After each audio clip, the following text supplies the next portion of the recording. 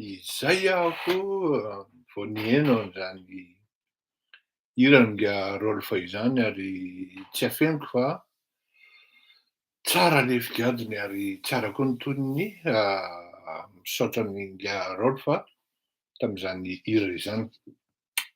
Faly miarahaba antsika rehetra am'izao andro mantsana, atoandro ozy izy ny any Antakarana, am'izao mitaotao vovonana amin'ny ray ora mahery kely any Madagasikara, izao am'ray ora sasany am'reo latsaka fahatelony, eo am-pialana sasatra angamba ny sasany any am-pakana vakansa, mety ihany koa mihaino an'ity fandaharana ity, faly miarahaba anareo, mandroy sy manaparitaka ary mizara ny vaovao zay mety azo am'tony fandaharana tony. Ny zavatra azo ambara aloha dia aleontsika angamba ny resaka ihany ny momba ny zany hoe mera ny kapitala an'Antananarivo. Atao am'le hoe mazava-dehibe an'ilay izy hoe tsy voazavako tsara manko maly le hoe misy miteny zany hoe angaha zany hiasana mera, hiady am'kolikoly, hiady amin'ny totakely sy ny mpangalatra sy ny tsy maty manota, hiady am'ireto olona tsy mazava, hampisy ny ankety maromaro sy ny fisamborana maromaro ao am'izany atao hoe firenena zany mba hisian'ny le grand nettoyage hozy izy ny fitenenana an'izay, karcera hozy izy Andriamatoa Sarkozy, ary nahatonga azy ho filoham-pirenena izay tenin'izay hoe grand nettoyage na karcera tenenin'izay. Tsara, mametraka de mimeloha ary tsy hoe itony fandaharana itony no andeha hitonotony tena ka andeha hilaza sy hanao hiteny be fahatany fotsiny hoe izao na izao, nefa tsy mifandraiky akory am'zavatra tena tadiavin'ny vahoaka malagasy. Zao faharitantsika hoe raha ny mera an'Antananarivo amintsika miteny am'izao vaninandro androany 8 Aogositra 2024 zao no resahana dia zavatra ray aloha ny zavatra ho hitranga voalohany. Hiezaka mafy ary hanao zay farany azony atao ny fitondram-panjakana, hanao zay tsy hampandany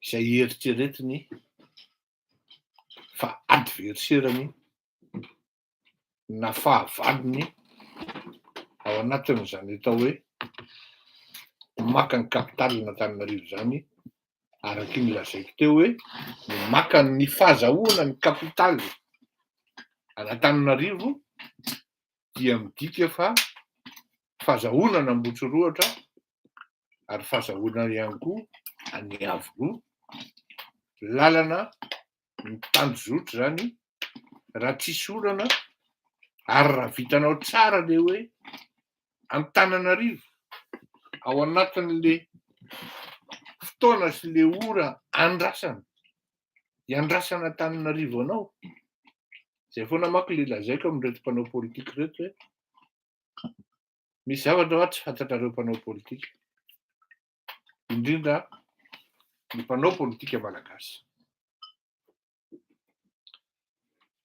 Misy zavatra anankiray tena tsy azo ratena mihitsy hoa, fa raha vao miraty an'io ianao une fois Vitsy ho ny mpanao politika ohatran'ireny pasteur Richard Andriamanjato. Vitsy ny fin stratège politika ohatran'ireny Ratsiraka Didier Ignace. Vitsy ny ohatran'ireny hoe Norbert Lala, Ratsirahonana.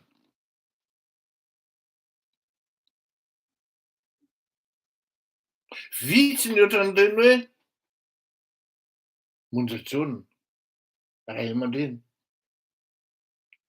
Tena hoe reny olona ireny zany tena izay ity le teneniko anareo zany ary mba mizara zany mba miteny hoe Orzala, quand vous avez rendez-vous avec le peuple, ne ratez jamais ce rendez-vous parce qu'il ne se présente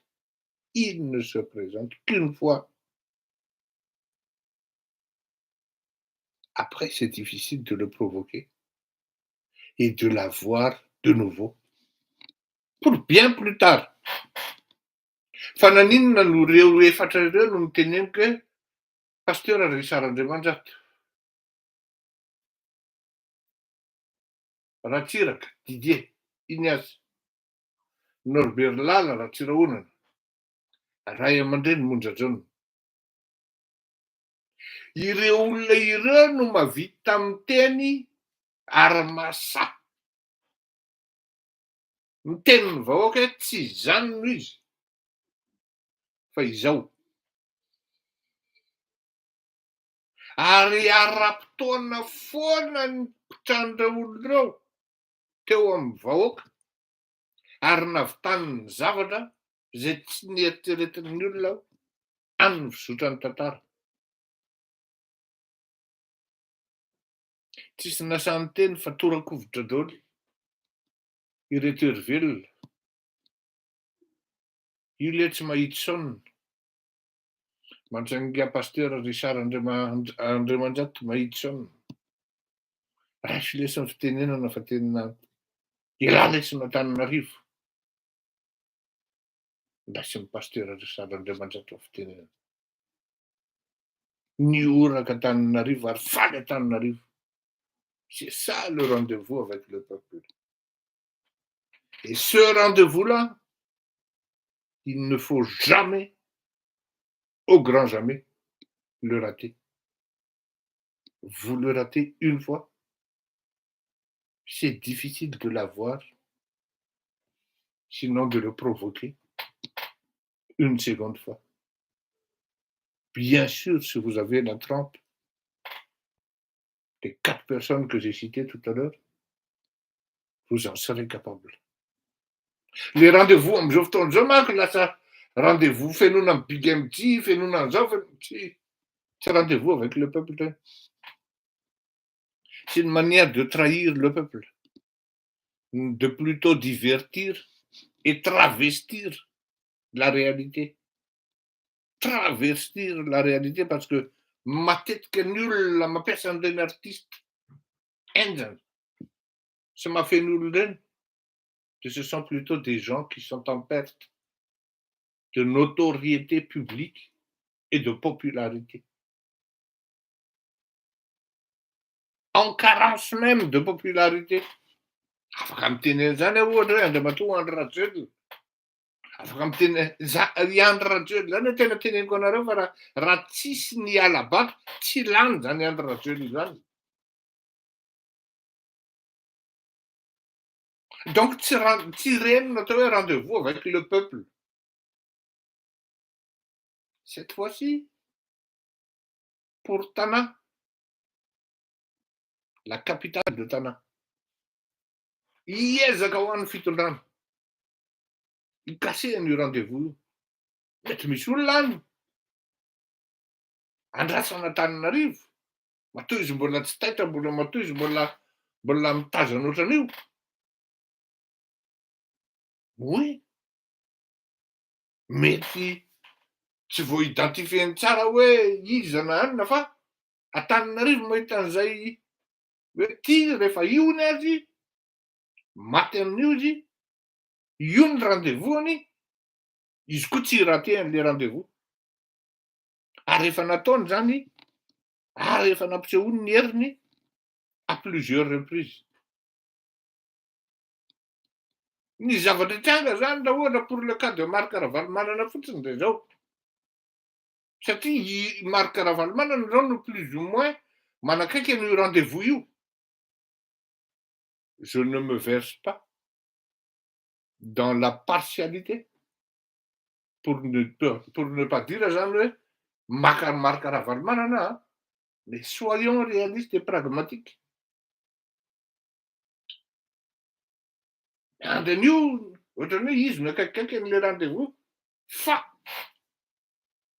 inona no mahatonga an'izy hoe tsy mbola rendez-vous io na ho rendez-vous io na efa rendez-vous io tsy mbola fixe zay zavadray eo no mahatonga antsika hiditra ao anatin'le famaritana hoe olona ohatrohatr'izao na tahakaka an'izao mety ho lahy mety ho vavy no candidat idéal tadaviny Antananarivo. Voalohany indrindra averiko olona tahaka an'izao sy izao avy ny fepetra na toetra na profil na olona omera ho tedavina Antananarivo satria fantatra Antananarivo tsara ao anatin'ny sainy, fantatra Antananarivo tsara ao anatin'ny fanahiny ary fantatra Antananarivo tsara mihitsy fa vitany manatitra ny olona io jusqu'à tany avoloha rehefa tonga ny fahatezerany ary rehefa tonga koa ny hafahiny amin'ny hoe tia le olona amin'izay fotoan'izay tsisy asakana. Averiko amin'izay fotoan'izay tsisy asakana. Voalohany mila olona sa tena say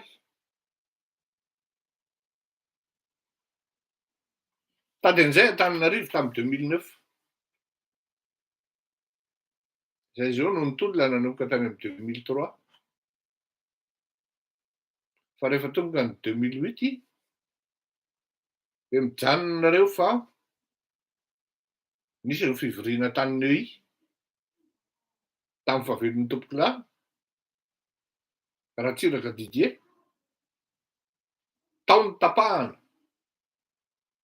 fa zany Andry Rajoelina zany no izao no hiainga ny film. Zany ty teneniko anareo koa. Misy any zany ahafantarana hoe ity olo ity no lasa futur président. Ary ity olo ity zany mena mairie an'Antananarivo. Io tsisy akanavako io na avaiza ny olona na avaiza. Na avy any Ambotsorahatra izy na avy any Fenerive Est izy na vao Fanerivo izy na avy any Merkasina izy na avy any Fianarantsoa izy na Zafimbazaha izy.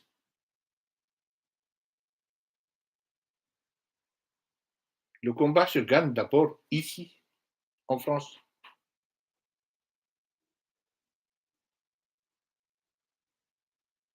Na inona nataonao savolainao ianao.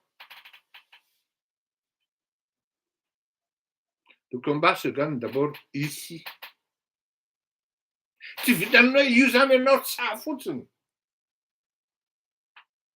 Fa tsy nahasahy tonantonana tena hoe ny affronter an'izany Marc Ravalomanana zany Andriamatoa Andry Rajoelina tamin'ny fomba fahasahiana raha tsy nisy ny prothèse tibia sy ny protection rehetrarehetra avy aty. Entre autres ny hoe raha vao misy problème ianao de signaleo zay fa zay maka ny disposition rehetra. Nahazo an'izany ary nibénéficier an'izany protection zany Andriamatoa Andry Rajoelina tamin'ny 2009. Zay no nahatonga azy tena nahasa.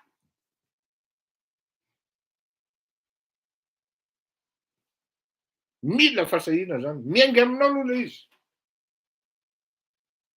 Tsy afenina fa amintsika miteny zao fa misy olona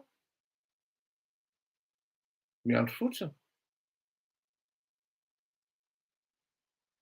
Nahazo an'izany fankataovan'izany, afaka mitondra tsara mairie an'Antananarivo. Afaka mitondra tsara an'izany atao hoe zay mety ho firenena koa.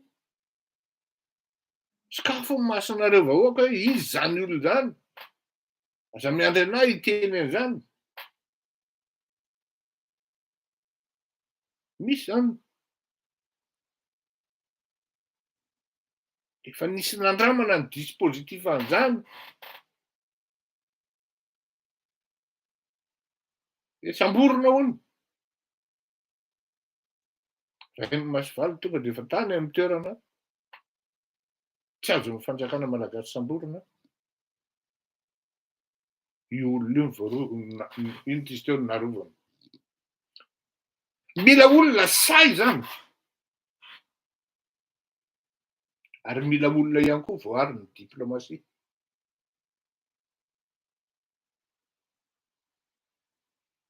Raha reo rehefa nitonon'ireo sy nanononareo hoe ho kandida, dia miala tsiny any. Akoatran'ny Ngia Marc Ravalomanana hoe reconsidérer ny kahiny. Satria aza adino fa faute grave zany hoe mandroaka ambassadeuran'olona amina firenena et enao petit pays, force de le reconnaître. Certes souverain, fa ambassadeur an'i Frantsa ve zay anisan'ny olona nametraka anao tao no roi anao. Enao no anisan'ny firenena mahatana indrindra. Ambassadeur amin'ny représenté firenena 7 ve no roi anao. Dia bénéficien'ny fiarovana ve raha misy problème ny candidat-nao. Fa hiazakazaka ianao amin'ny fangalaram-bato. Na hitady candidat de substitut. Na mety hanapotiky olona fotsiny hoe ity mety hiaingo, ity mety adversaire, ity dia ilazaina hoe zao hoe, zao hoe, zao hoe. Voalohany mila fasahiana ary olona tsara filomanosana. Afaka misoloky le olona. Miseseo miaraka maka misary amin'ny ambassadeur, amina mandeha amina réception arry an'i Madagasikara. Non, non, non, non, non. Ça ne se passe pas comme ça. Ça se discute autour d'une table entre 3-4 personnes maximum, dont l'intéressé est présent, sinon présente. Bien avant, ça peut se rattraper, bien évidemment. Et ty misy candidat miracle zany miala avany. Toujours est-il là olona ray no mibénéficie an'izany amintsika miteny zao. Ary atahorana ny fitondram-panjakana io. Atahorana ny fitondram-panjakana io. Tena atahorana. Idirana amin'ny faharoa. Zavatra faharoa tedavina Antananarivo. Dia ny tsisy fofona mihitsy na de fofo tongotra ary, na de fofo kelika ary,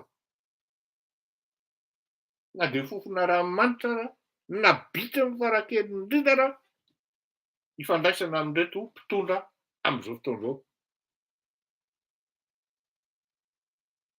Ny aty ivelany koa dia d'accord amin'izay hoe rupture totale.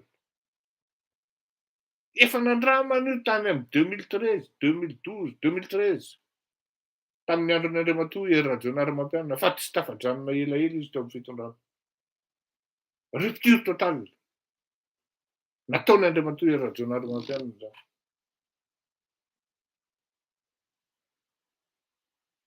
Izy no mirepresenté an'izay amin'izao fotoana izao.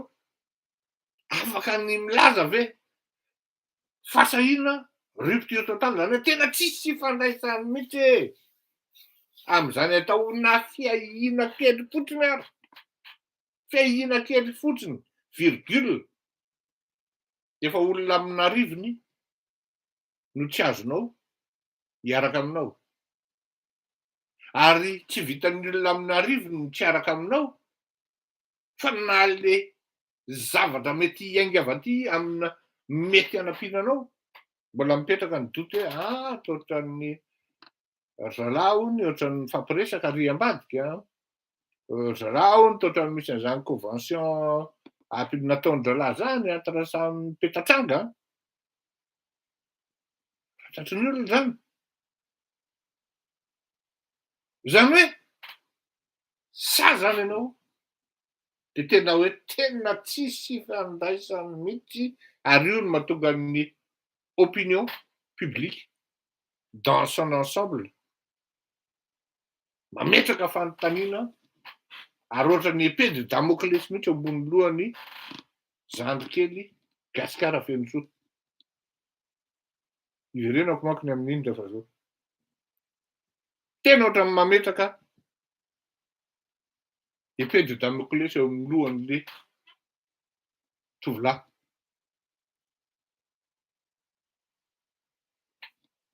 fasahina tsisy fandraisana kely na tsy misy fandraisana na faingo miantona ary amin'ny mpitondra am'izao fotoan'izao fa rupture totale fahatelo ary ity ny tena zava-dehibe olona vonona ary milaza apahy be mafy tsy matikena maso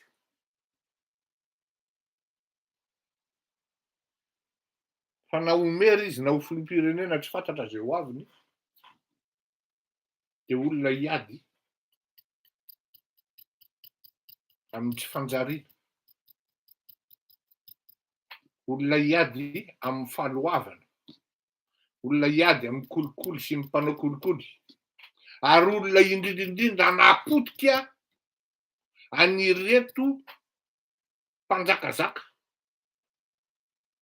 ny harem-pirenena sy ny fananam-panjakana sy ny fananana iraisana ireto iza tompoko de tondroko mazava tsara fa ireto no favalim-pirenena de tononony amin'izay fotoan'izay ireto olona ireto no favalim-pirenena tsy mihoatra amin'ny efatra izy tsy sarotra zany olona ohatran'izany no tadiavina Antananarivo tamin'ny 2002 zany misy zany olo zany Marc Ravalomanana ary natao Marc Ravalomanana nazy ny anjiany eran'ny Madagasikara fa saingy za tsy miteny hoe miapprouve an'izy fa nisy mihoatra izy nisy excès de zèle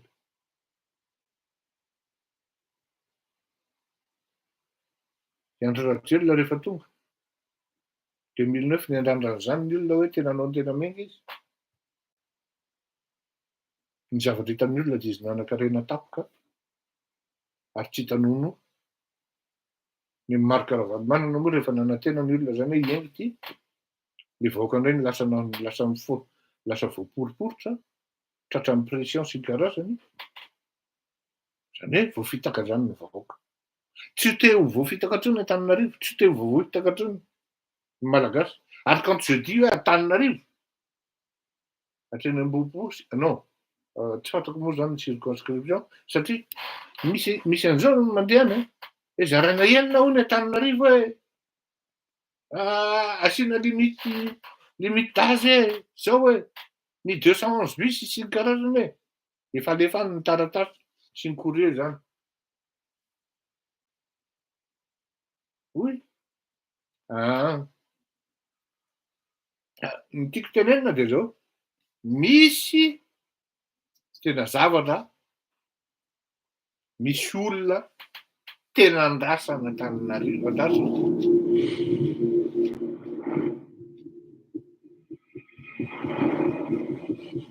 Vetivety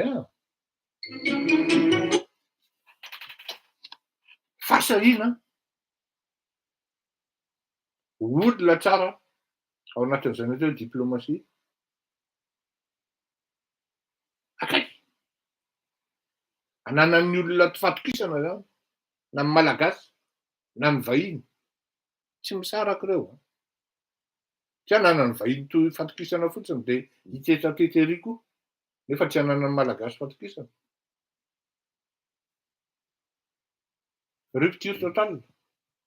Tsisy ifandraisanao amin'ny Mamy Ravatomanga, tsisy ifandraisanao amin'ny Andry Rajoelina, tsisy ifandraisanao amin'ny Rasoa Makamara, Rasoa Marimaka zany, tsisy ifandraisanao amin'ny Raolodina, tsisy ifandraisanao amin'ny Général Bomba, tsisy ifandraisanao amina membre na gouvernement.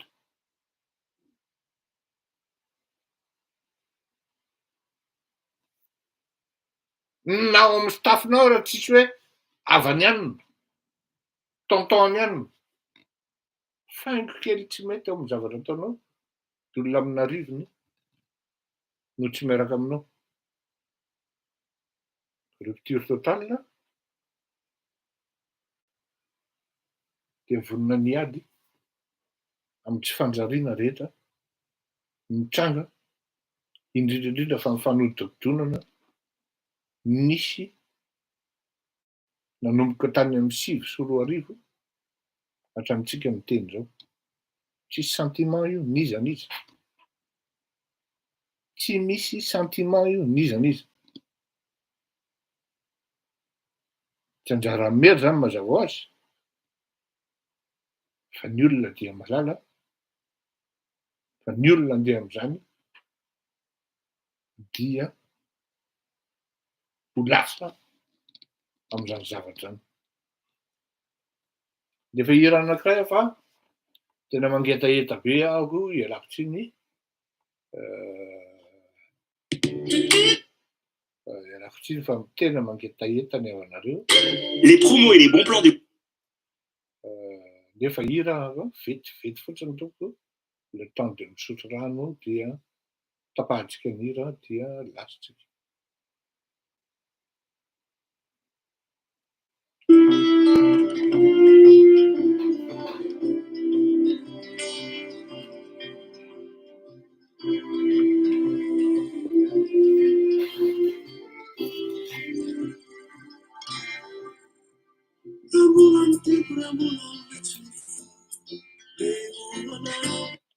Zay miala tsiny José Tahina. Vonona zany ianao no ampidi-draponja nefa karazan'ny fahasahinana ny zavatra mitranga amin'izao fotoana izao. Vonona ianao ampidi-draponja ary vonona mihitsy ianao hiady ny ekipanao ao anatin'izany zavatra any. C'est une équipe de combat. Zany hoe vonona nitondra ny révolution ao Madagasikara ianao, zay profil zay, ao anatin'izay koa ny fahendrena, ny fatahoran'Andriamanitra. Manaraka fotsiny zany ny fahaizana, surtout manam-pahaizana ve, afaka miresaka amin'olona ve, afaka mitana hevitra ve.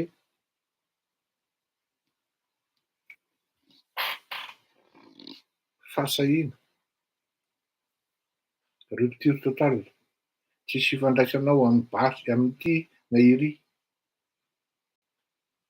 Miaraka ao anatin'izay ny fifandraisana iraisam-pirenena ary afaka ataovy vahoaka koa ianao. Vonona niady amin'ny tsy fanjariana rehetra. Mba manam-pahaizana ihany koa nefa sy manam-pahendrena. Ratsan-tanana dimy. Hiresaka momba ny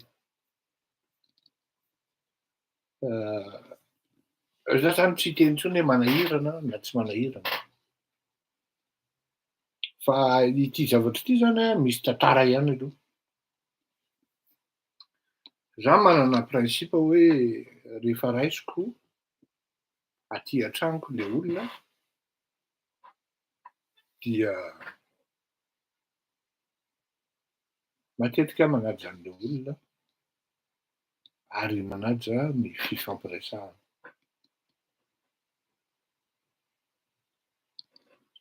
Ity olona ho resahako ity tsy hoe olona nanao ratsy ahy na hoe ahoana fa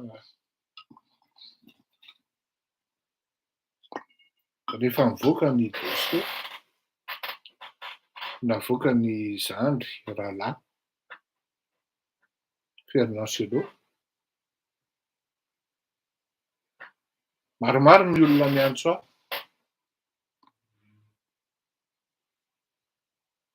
hoe zaho ianona io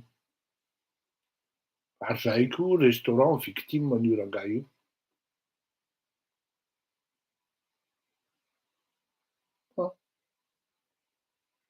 Raha misy restaurant zany nareo any ambadika any na hôtel tsy haiko, afaka mandefa ny zay mety arere any ambadika any, lasa ao aminahy aty lafasa aty fa voavoaka atsika. Tsy nanao an'ity fandarana ity aho raha tsy tonga aty am-pelantanako ny profo na chèque sans provision. Zao ny zavatra lazaiko atsika.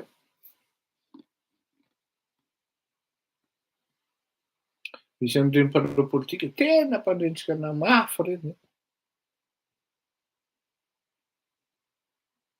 Tonga eto am-pelantanako ny seria-na chèque sans provision.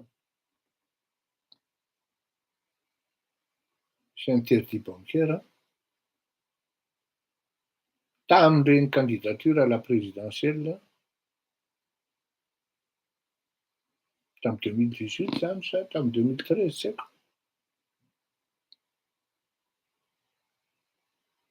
Tamina orinasa teny Ambohimanarina teny. Tamina orinasa maromaro. Fa ny prinsipa tsy hoe entina andeha hangalana baraka olona ny prinsipa. Fa araky ny teneniko foana hoe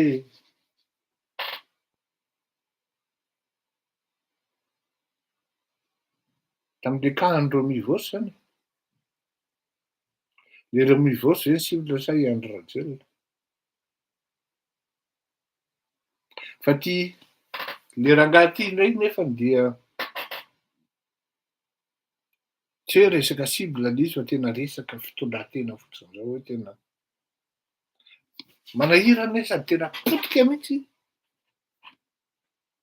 le fanaovana politika ao Madagasikara. Manahirana ary tena potika le fanaovana politika. Tokony olona mihaja,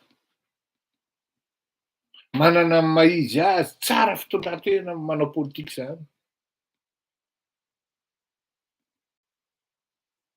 Fa zao olona tsy haninona dia zany tsy hanaovako an'izany.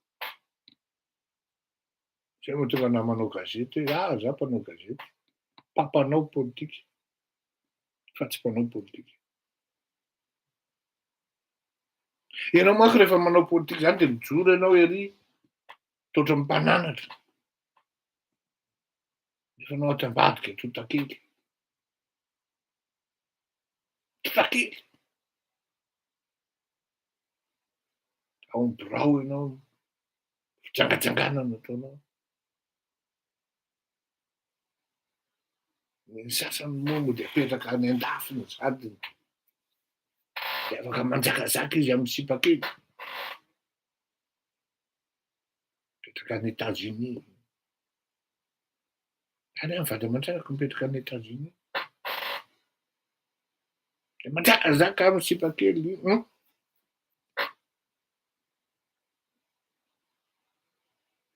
Cas spécial ity ankiray ity satria hitako loatra le trajectoire le olona atao anatin'le politika sy ny zavatra mitranga.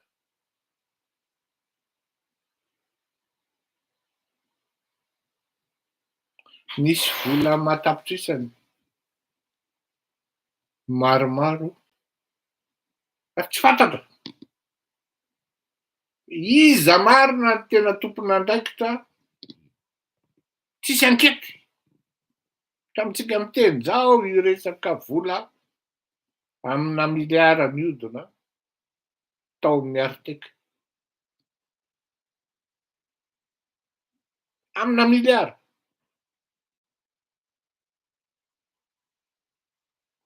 Tsisy resaka mandat d'arrêt international,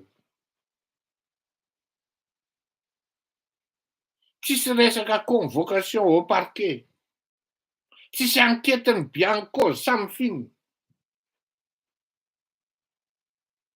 Nefa fantatra daholo iza ny tompon'andraikitra amin'ny fanapahan-kevitra mamoaka vola amin'ny Arteka zany. Fantatra zany. Raha milaza le ministra tamin'izany hoe tsisy niako io. Que l'enquête soit, sinon se fasse. Laissez les juges travailler. Fa maninona misy fanakatsakana tsy fantatra hoe avaizana hoe fantatra ary. Miezaka maka immunité sasany lasa hoe sénateur, sasany lasa hoe député, de hoe tsy azo samborona ve? De rehefa anerinany ve rehefa hoe hisambotra filoham-pirenena de hoe filoham-pirenena taloha azafady tena azafady aloha tena miteny za tsy intéressé fa aza atao zany mba atao hoe devant eo tsy an'lahy mihitsy hoe filoham-pirenena zany la taloha sahamboroka lahy tsy an'lahy mihitsy hoe iny la consul hoe motramotra sahamboroka lahy sahamboroka lahy.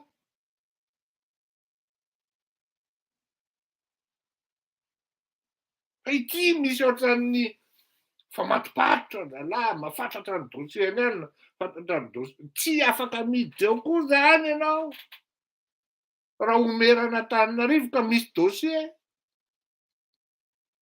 critère fahaenina satria tsy afaka ametra anao an'le zavatra eritreretina Antananarivo eritreretin'ny vahoaka malagasy ho tanteraka ianao. Izay no nangalana amin'ny Marc Ravalomanana tamin'ny 2002. Tsy manana fatipatorana ity olona ity tamin'izany. Fa izy no namaty tena tao avy eo de tsy nanana an'le izy teo fasahina intsony satria voafatotra coup de France.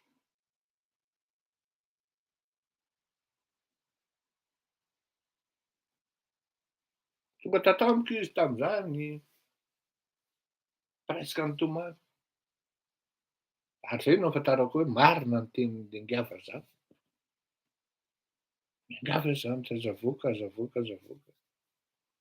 fa zavaiko amin'izandry manokana ozy iza no nanao an'io. Andro tany amin'ny 10 alina tany izy no tonga taty amiko fa nindraisiko. Non, tsy mety kosa satria le imazin'le firenena tena potika tanteraka rehetra, potika amin'ny fanaovana politika, potika amin'ny raharaham-pirenena, amin'ny iraisam-pirenena. Izany olona fotsiny.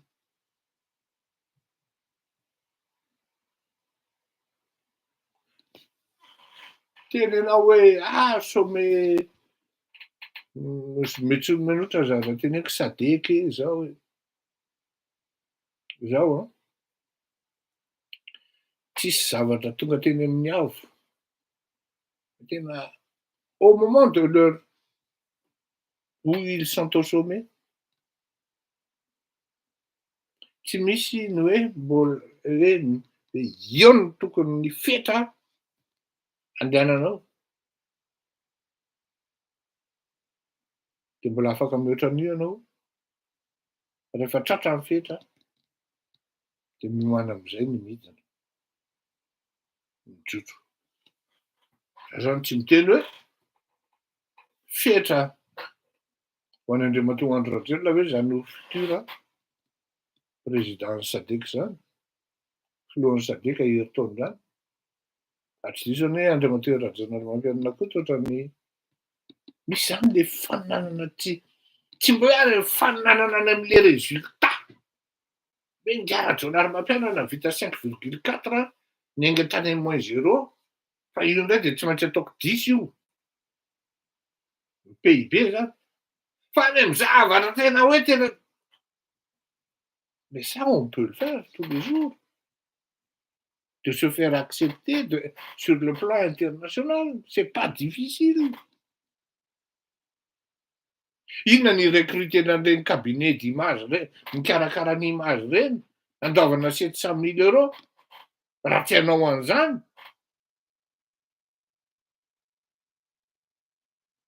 misy fotoana anie Andriamatoa Rajoelina filohan'ny fikambanana francophonie ary rehefa nahatonga filoham-pirenena tao Madagasikara filoham-pirenena frantsay izy raha tsy diso misy anie zany izany hoe lery zany faninana ohatrany hoe tena aloka mainty lery mihitsy le hery Rajoelina tena hoe tena zay manko no teneniko tamin'reto olona nga hery Rajoelina nareo aza manofy an'izany hoe i Andry Rajoelina dia anaiky fa i hery Rajoelina filoha teo aloha no alefa any Afrique manofy nareo vous connaissez pas la bête rancunier qu'Andry Rajoelina fa olona be lolo-po reto zany be lolo-po re zany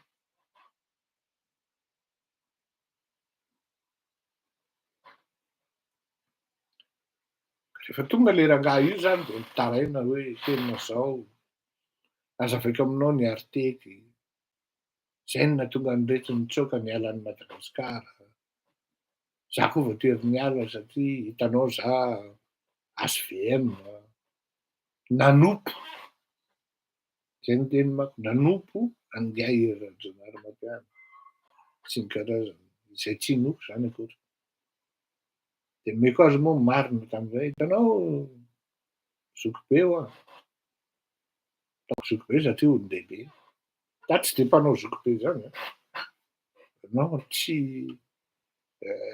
le monde politique est un monde de pourri et de pourriture tsy mendriky ny atao zoky akory zay tato an-tranoko izy dia mba meko an'izay zokibe zay fa za tsy manao amin'ny monde politique hoe surtout monde politique malagasy non jamais hanao zokibe zany parce que je sais que le gars en face de moi ça tout simplement c'est un pourri sinon une pourriture de zay no tsy anaovako an'izany connaissant leur qualité zao teneniko anareo ho alefako ty enregistrement ty de ho tenenitsika le olona hoe iza le olona aveo satria mino aho fa efa fantatrareo daholo ihany angamba ny na tsy miteny ary fa de ty zany misy fitoriana nataona vazaha mpandraraha ho ana malagasy zany ancien magistrat ancien ministre ancien gouverneur fa bloqué eny amin'ny parquet Za koa tena manana fitoriana ohatran'izany. Toro io ny lafa bloquen'ny parquet koa. Ndao ary de nohoantsika aloha ny fitaraina n'ity vazaha ty.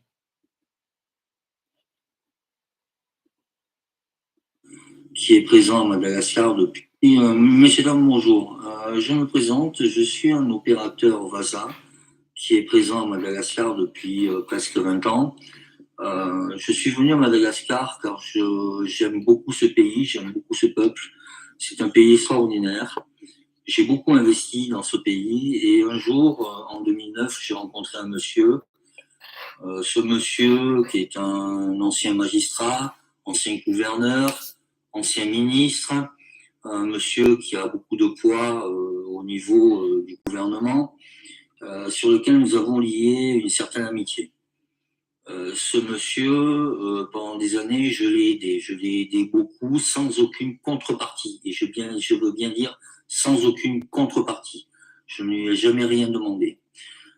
Il y a quelque temps, ce monsieur est venu chez moi en pleurant, et il faut le dire, en pleurant, en se mettant en genoux devant moi, en me disant qu'il avait des problèmes, en expliquant que des histoires rocambolesques sur lesquelles je lui ai fait confiance et sur lesquelles je lui ai prêté plus de 100 millions d'ariars. Par rapport à cette somme, il m'a fait un chèque de 60 millions d'ariars, me disant que je pouvais l'encaisser pour remboursement. Le jour où j'ai déposé ce chèque devant la banque, ce chèque m'est revenu sans provision. Depuis, je n'ai plus de nouvelles de ce monsieur. Il faut savoir que ce monsieur, suivant son poste, alors qu'il n'est plus en poste, que ce soit de magistrat ou que ce soit de ministre, m'a menacé. Ce monsieur m'a dit, si tu déposes plainte contre moi, tu vas aller en prison. Si tu m'embêtes et si tu touches à ma notoriété, tu vas avoir une vie d'enfer. Donc pourquoi dans ce pays, alors que les gens se permettent d'enfreindre la loi, il y a une telle impunité? Cela fait 3 semaines qu'une plainte a été déposée devant le parquet. Pour que je puisse être remboursé pour chèque sans provision, le parquet ne répond plus. Il n'y a aucune réponse du parquet et il n'y a aucune ST qui a été déposée. Comment se fait-il que dans un pays qui se dit droit et dans un pays qui se dit devant la loi, on puisse laisser des personnes comme ça avec toute impunité? Toutes ces personnes-là se baladent, ces personnes-là ont des gros 4x4, ces personnes-là se vont à la plage et rigolent avec l'argent des autres. Nous sommes 3 personnes déjà à avoir déposé plainte et le parquet ne fait rien. Donc pourquoi Si ça avait été moi, si c'est moi en tant qu'opérateur VASA, j'avais fait un chèque sans provision, je serais déjà en temps amour. J'aurais déjà été emprisonné et j'aurais été insulté par tout le monde. Pourquoi ce monsieur peut se permettre de faire ce qu'il veut? Donc ça, je ne comprends pas et je trouve ça vraiment malhonnête. Donc est-ce que vraiment et réellement, on a ici dans ce pays un gouvernement honnête, ou alors est-ce qu'on se trouve devant des personnes qui se protègent pour leur propre intérêt et qui sont juste là pour ramasser, excusez-moi le mot, mais pour ramasser de l'argent et laisser le peuple dans la misère? Voilà, donc je suis vraiment révolté. Quoi qu'il arrive, je ne sais pas, mais il y a une injustice totale dans ce pays et c'est désolant. C'est désolant pour le peuple et c'est désolant pour l'avenir de ce pays parce que ça donne une mauvaise image par rapport à tous les VASA qui viennent investir ici. Donc, s'il vous plaît, faites ce qu'il faut, mais que justice soit faite. Ayant confiance au gouvernement actuel, car il y a des personnes qui sont très professionnelles et des personnes qui sont droites, je lance un message au gouvernement actuel, au ministre de la Justice, au Premier ministre. Comment se fait-il que justice n'est pas faite? Comment se fait-il qu'une telle personne reste impunie? Donc, s'il vous plaît, faites justice, montrez que la justice est seule et peut décider elle-même, et à ce moment-là, il n'y aura aucun souci. Mais s'il vous plaît, parce que sinon, de toute façon, ça va se savoir partout, ça se sait déjà, mais il faut savoir que justice doit être faite. On doit suivre. Oui, tapaka. Tapaka.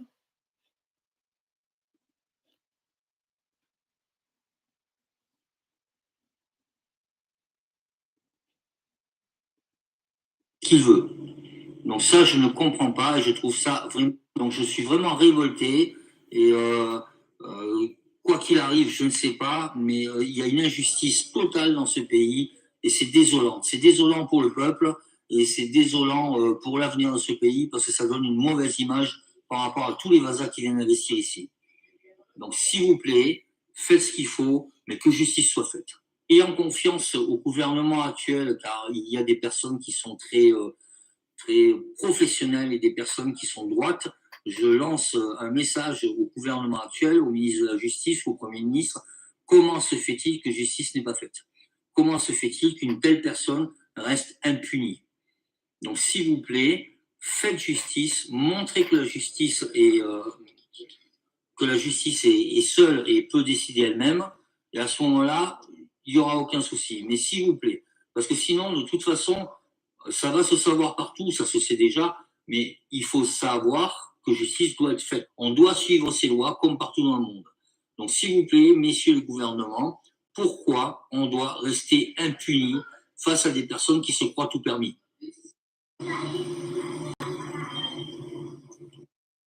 Ok.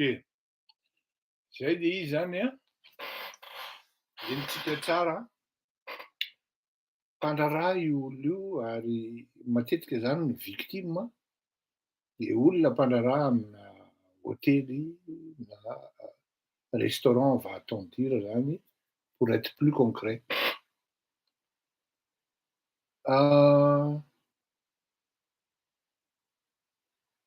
Marina dia zao, tsy vao androany no efa misy zavatra mitranga ohatrohatrana zany. Satria le izy zany hitanao hoe misy olona tonga dia miantsoko mitaraina hoe olona io no ianona io, ianona io.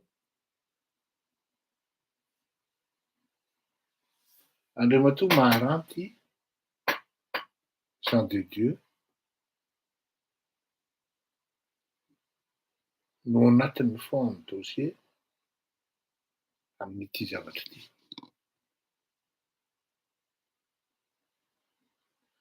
Tsy aty amin'ny mpanohitra no miaro any Andriamatoa Maharanty Jean de Dieu. Ary fantatra zany.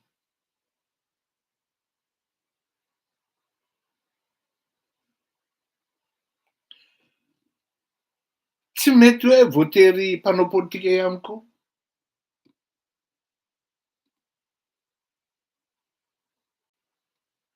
Fa ao anatin'io fitsarana io misy karazana corporation na corporatif na tsy haiko. Sao miteniteny foana eo.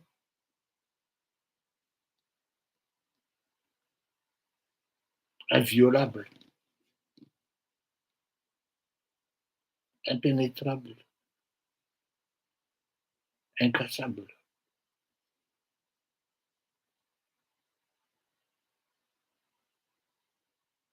Tonga dia eo dia tsisy suite eo ary ianao tonga dia efa tena marina mafy hoe roa taona zay nitoro io lahy. 2018 mois de janvier niala tamin'i Madagasikara. 2020 nitoriana. Non 2019, non 2020. Za 2018 no niala any. Petahana tampoka daholo zao procès zao vita.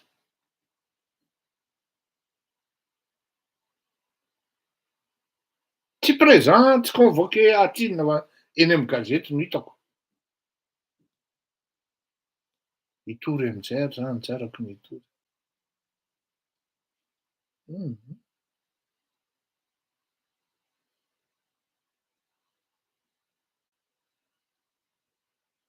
Tiako tenenina amintsika hoe misy an'izany ao. Samby tsara, ohatran'izao, ohatran'izao. Eto zany tsy voatery hoe mpitondra fanjakana no miaro an'ilay Maharanty.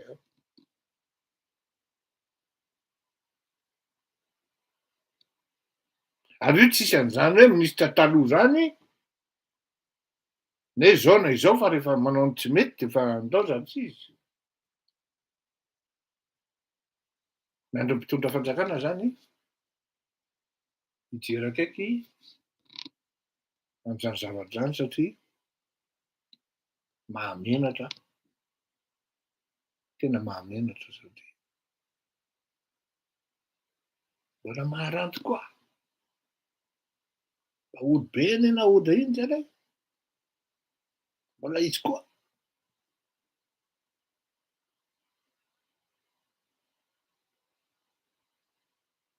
Dao ary, fanao veloma tsika, fantatsika marina zay,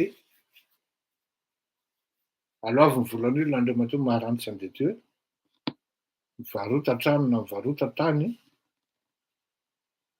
fa mahamenatra ny firenena no afa-baraka. Veloma mandra-peona samby ho tahian'Andriamanitra tompoko, zay aloha ny vita sy masaka any androany. Ny amin'ny resaka mairie an'Antananarivo de tohizantsika foana io, hitantsika eo ny tohiny fa ny androany aloha zay ny vita, dia fanao velomtsika ho araka ny teneniko teo, Lacoste ihany ady eo. Misy antana matoa manao an'izay satria mety ho possible zany Lacoste hanampy antsika amin'itony fandaharana itony. Mety hoa. Dao ary, veloma tokoa, veloma mahafinaritra.